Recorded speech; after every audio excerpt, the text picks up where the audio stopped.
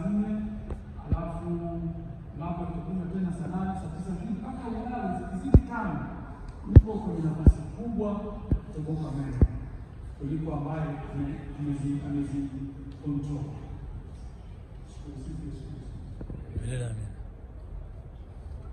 Tulianza kutozikari hasa kwa zaidi ya Marekani. Kitu kingine ni kuto kusafisha meno kwa usahihi na kwa wakati. Nisemaje? Kwa asilimia kubwa ya watu wetu ambao wanafundishwa sasa hizi za meno wamebrush meno yao asubuhi kabla ya chai. Sasa kwa sahihi ndio kwa sababu tumefanya nini? Mazoea. Na ukiuliza watasema na harufu mbaya, kuna harufu mbaya. Kwa sababu mtu ndani anachukua mswaki na anasafisha meno yake na kinywa chake, alafu anakunywa chai, anaenda. Ndio. Kwa hiyo tunasema wakati na brush yenyewe na wakati wa brush. Sisi tunashauri kila mtu anasafisha kinywa na meno yake kila siku usiku kabla ya kulala. Amen. Kila siku usiku kabla ya kulala. Hii ina faida nyingi kubwa. Kwanza ni ya kijamii na pili ni ya sayansi. Kijamii tukubaliana kumwambia mtu asubuhi ya kabla na siku ya Jumapili na wawe kazini, inawezekana akaishia kuumiza. Sawa? Kwa sababu kama ratiba ile Jumamosi iliyotangulia alikuwa na ratiba ngumu, akalala amechelewa na kaa somo. Kwa hiyo ile asubuhi akachukua ni mazoezi. Na mtoto anatoka kule kwa hiyo zinakuwa sawa. Lakini sasa usiku ile sababu ya kijamii wanaenda wapi? Tumesema ni kabla ya kulala. Umeshafanya kazi zako zote. Mchungaji, umeshaandaa masomo kumaliza kisha mama naye ameshaonyesha upendo wako wote kwamba hapo mtu hapa kuna kahawa mzee, umeshamaliza kahawa yako, leo unaenda kulala unafanya. Kumaliza na hapo ndio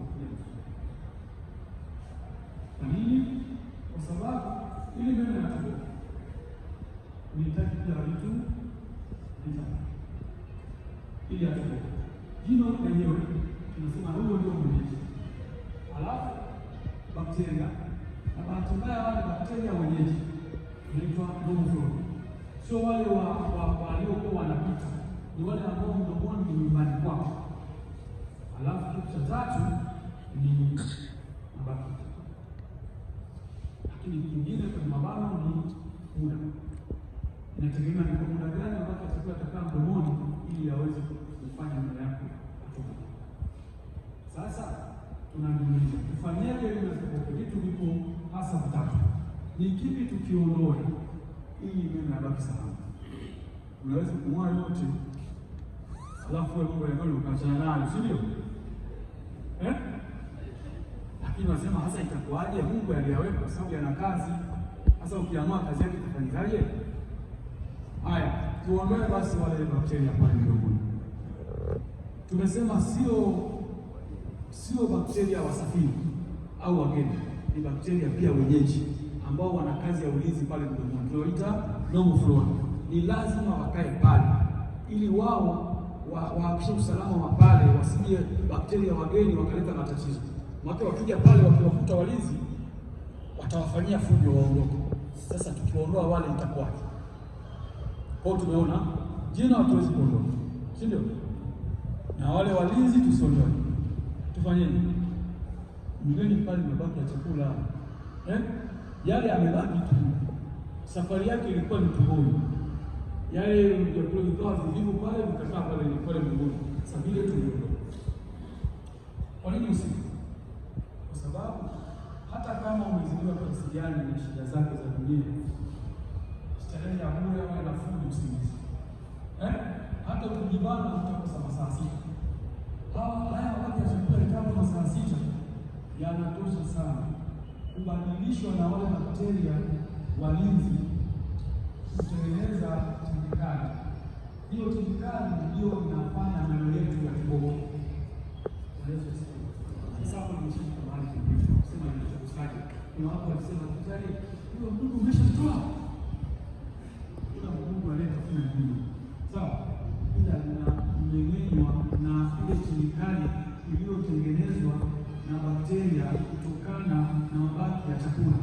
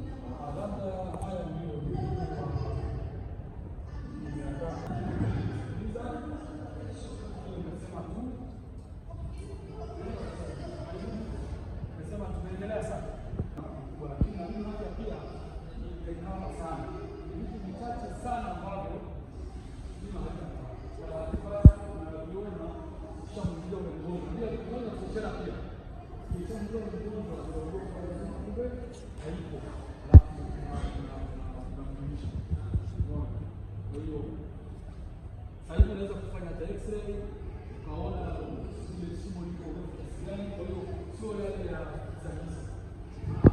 Kwa muda ule kuachilia mionzi umepunguzwa sana. Kwa hiyo madhara mionzi pia yamepungua sana. Lakini sasa anakupa uhakika wa kile ambacho unaenda kufanyiwa. Sio ile ya kuharakisha tena.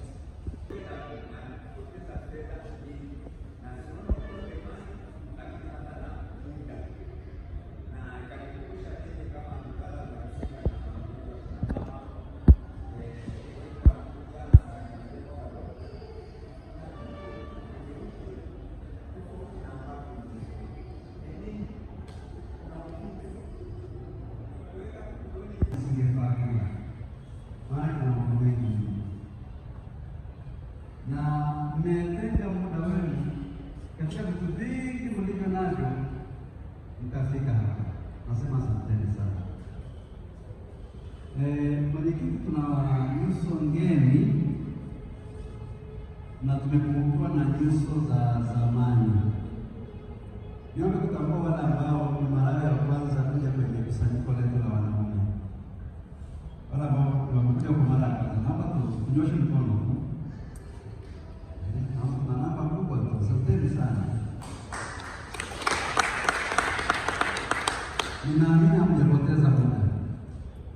Kuna vitu vinaonekana vya kawaida, lakini watu vikatugharimu sana. Afya ya kinywa na meno. Kama nilivyosema, sio mara ya kwanza kuhudhuria semina hii, lakini kabla ya hapo nilikuwa nakazana sana kuswaki asubuhi.